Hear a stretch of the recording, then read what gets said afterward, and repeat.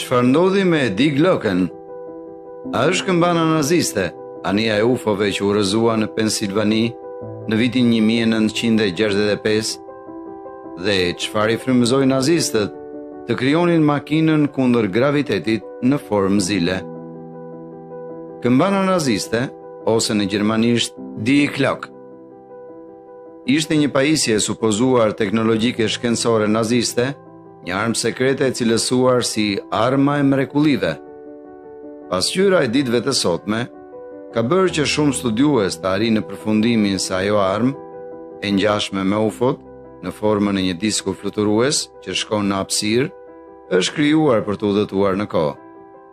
Dëshmitë në rritje, duke se konfirmojnë se gjermanët e epokës naziste zhvilluan teknologji të sofistikuara që në disa arena shoqëria aktuale vetëm kohët e fundit po i arrin. Çfarë ishte komploti ufove dhe pse u quajtur Die Glock?